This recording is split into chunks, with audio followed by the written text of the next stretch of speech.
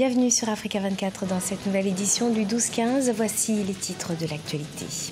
En Côte d'Ivoire, une coalition de l'opposition demande le report des élections locales du 13 octobre. La plateforme Ensemble pour la démocratie et la souveraineté exige également une refonte de la commission électorale pour participer au scrutin. La mission de l'Union africaine en Somalie vient en aide aux populations malades. Un programme de soins gratuits destiné aux populations démunies a été mis en place dans le sud du pays. Et puis, le Grand Prix national des arts et des lettres décerné cette année 2018 à l'écrivain Alexis Yameogo. Son œuvre « Moi, le fils de la folle » a été vivement saluée par la critique. En Côte d'Ivoire, la coalition de l'opposition jeunesse Ensemble pour la démocratie et la souveraineté souhaite participer aux prochaines élections locales. Après 7 ans de boycott des élections, une participation conditionnée par une refonte de la commission électorale indépendante ou encore un report du scrutin. Les précisions de notre correspondant Olive Adjakotan. La jeunesse d'Ensemble pour la démocratie et la souveraineté, une plateforme de l'opposition ivoirienne menace d'empêcher la tenue des prochaines élections locales si la commission électorale indépendante n'est pas réformée avant le 13 octobre 2018, date du scrutin. Cette plateforme qui regroupe les partis politiques proches de l'ancien président Laurent Gbagbo veut prendre part aux municipales et régionales après avoir boycotté tous les autres scrutins dans le pays depuis 7 ans. Le président Alassane Ouattara a donc l'obligation, sinon c'est une obligation morale, de faire la réforme de la commission électorale indépendante avant les élections à venir. Lui-même, il a dit qu'il aspire à la paix, nous aspirons à la paix. Nous voulons tous aller aux élections. Nous sommes encore prêts à aller à ces élections. Nous sommes prêts à déposer nos dossiers à l'appel de la nouvelle commission électorale indépendante qui sera mise en place. La coalition Ensemble pour la démocratie et la souveraineté a également en ligne de mire la présidentielle de 2020. Elle est même déjà confiante pour la reconquête du pouvoir. La Côte d'Ivoire de Gbagbo Laurent est là. Nous gagnons les élections en 2020. Vous savez que le FPI, avec UNG, dans cet ensemble pour la démocratie et la souveraineté, sont les partis politiques majoritaires de Côte d'Ivoire. Il n'y a pas de raison qu'on perde dans une élection. En rappel, cette plateforme de l'opposition a tenu un meeting le 15 septembre 2018 en dénonçant les inégalités sociales dans le pays et la détention des prisonniers militaires. La jeunesse du Parti démocratique de Côte d'Ivoire, PDCI, a également pris part à ce meeting. En Somalie, un programme de soins destiné aux populations démunies a été mis en place dans le sud du pays. Un camp médical de 2 semaines où se déroule à l'hôpital général de Kismayo pour offrir des soins de santé gratuits. La mission ambitionne de traiter minimum 100 patients dans ce camp médical. Ibrahima Djoumaba.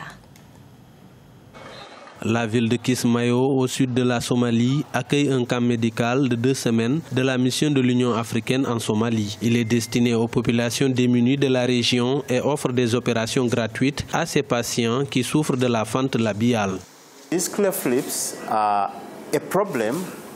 Ces fentes labiales sont un problème parce que l'enfant ne peut pas jouer avec ses amis. Il ne peut pas aller à l'école, il n'est pas à l'aise avec ses voisins et quand il sera grand, il ne pourra même pas travailler.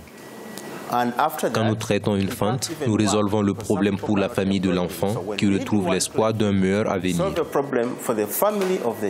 Le traitement de la fente labiale nécessite plusieurs opérations et un suivi médical rigoureux. Le manque d'infrastructures et de personnel sanitaire et la pauvreté des patients sont des obstacles à l'éradication de cette pathologie en Somalie. Les bénéficiaires sont soulagés et ne cachent pas leur satisfaction. J'ai amené un patient de Boula Hadji, situé à 90 km de Kismayo. Grâce à Dieu, son opération a été un succès et j'espère qu'il ira encore mieux. Je m'attends à beaucoup plus d'amélioration, mais pour l'instant, il est en bonne santé.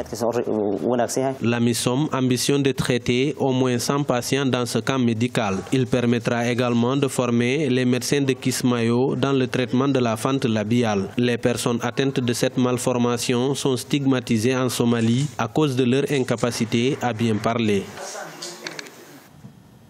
En Afrique, le développement humain est inégal d'une région et d'un pays à l'autre. C'est ce qui ressort d'un rapport publié par le Programme des Nations Unies pour le développement. Avec une base de 1, l'IDH de l'Afrique subsaharienne se situe à 0,537 et Maurice est le pays subsaharien le mieux classé. Les détails de Gladys Mwamba. Inégal développement humain sur le continent africain. Le Programme des Nations Unies pour le développement, PNUD, a publié le 14 septembre 2018 la mise à jour annuelle de l'indice de développement humain IDH. Plus d'un pays sur deux, situé en dessous du Sahara, continue d'afficher un IDH en deçà de la moyenne d'Afrique subsaharienne, estimée à 0,537. La distinction se fait entre les États africains qui consacrent une part importante de leurs ressources aux secteurs sociaux et ceux qui les négligent. Le problème se pose en termes d'investissement. En termes d'investissement dans les secteurs sociaux de base. Parce que le développement, c'est d'abord l'investissement dans les ressources humaines. Classé au 65e rang mondial, Maurice est le pays le mieux classé d'Afrique subsaharienne, suivi du Botswana, positionné au 101e rang mondial. Tous deux appartiennent au groupe des pays dont le niveau de développement humain est considéré comme élevé. Il en est de même pour le Gabon, malgré de fortes inégalités dans la distribution des richesses. Il faut changer cette façon de gérer nos États, nos pays. On va toujours continuer avec des gens qui viennent dans l'esprit. Je suis là au pouvoir, peut-être pour m'enrichir, l'enrichissement personnel, mais ce n'est pas le développement même du pays qui les préoccupe. Les pays les plus pauvres sont aussi les plus inégalitaires et ceux où les femmes disposent du moins de droits et de choix. Avec le taux de fécondité le plus élevé d'Afrique subsaharienne, 7,2 enfants par femme, le Niger se classe au dernier rang du classement mondial de l'IDH. La délimitation des territoires, une nécessité à Abidjan, en Côte d'Ivoire. Pour régler ce problème, le gouvernement a accéléré le processus afin de délivrer des certificats et des titres fonciers aux populations. Une agence foncière rurale a par ailleurs été créée pour produire des documents sécurisés et réduire les nombreux conflits fonciers dans les villages. Reportage Olivier Conan. Pays essentiellement agricole, la Côte d'Ivoire est confrontée au problème du foncier rural. La propriété des terres est difficile à établir, faute de documents. En 1998 a été votée la loi sur le foncier rural, mais sa mise en œuvre est laborieuse. À peine 4% des terres rurales sont immatriculées sur plus de 16 millions d'hectares. En cas de contentieux, les chefs de village utilisent les us et coutumes pour régler les conflits. S'il y a un problème, les deux chefs s'asseyent, puis ils discutent pour trouver une bonne réponse pour ne pas aller au loin. Mais dans notre propre village, la terre, ce sont la terre en jachère. S'il y a un problème, c'est le chef et ses notabilités qui règlent. Pour les spécialistes, il faut délivrer des titres fonciers sécurisés pour mettre fin au conflit et créer de la richesse.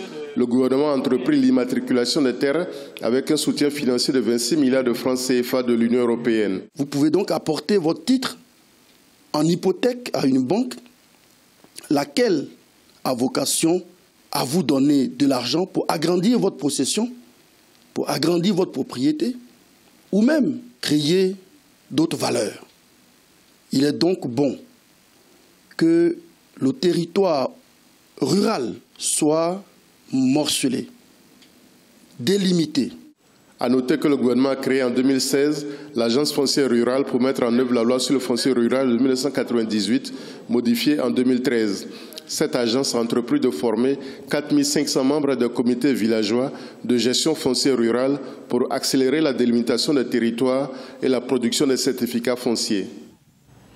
À présent, rencontre avec Alexis Yameogo, un jeune écrivain originaire du Burkina Faso, écrivain engagé. La lutte contre les inégalités est une thématique qu'on retrouve dans la plupart de ses œuvres. C'est le cas notamment de son dernier ouvrage, Moi, le fils de la folle, qui a valu le Grand Prix national des arts et des lettres de la SNC 2018. Découverte avec Jean-Paul Ouedraogo, notre correspondant au Burkina Faso. Écrit dans un genre littéraire qui met en récit une histoire réelle, Moi, le fils de la folle est l'œuvre de l'écrivain Alexis Yameogo. Il y dépeint à travers le regard d'un enfant de 3 ans à peine au dos de sa mère, une société burkinabé affectée par des tares et en perte d'humanisme. Le mot étant déjà jeté, Moa a une mère qui est une malade mentale. Et donc, vous voyez, ces malades mentaux, en général, sont rejetés par la société, sont marginalisés. Et j'essaie de suivre Moa dans son quotidien à travers les différentes lignes de ce roman. Titulaire d'un master en communication d'entreprise et relations publiques, l'auteur a aussi fourbi ses qualités d'écrivain par sa formation de conseiller des affaires culturelles.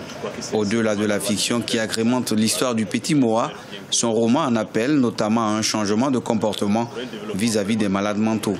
Ce que je peux faire, c'est à l'aide de ma plume, c'est d'écrire pour interpeller. Donc Moa, c'est comme une sorte de miroir qui se balade dans la société pour nous décrypter et nous dévoiler toutes les tares plutôt de notre société pour appeler à un changement social. Distingué à plusieurs reprises en poésie en 2011 et 2014, puis dans la catégorie roman en 2016 au Grand Prix des Arts et des Lettres, Alexis Ameogo entend se consacrer davantage à l'œuvre littéraire. Ce journal a été réalisé par l'ensemble de la rédaction. Merci de nous avoir suivis. Dans quelques instants, une nouvelle édition de l'actualité sur Africa 24.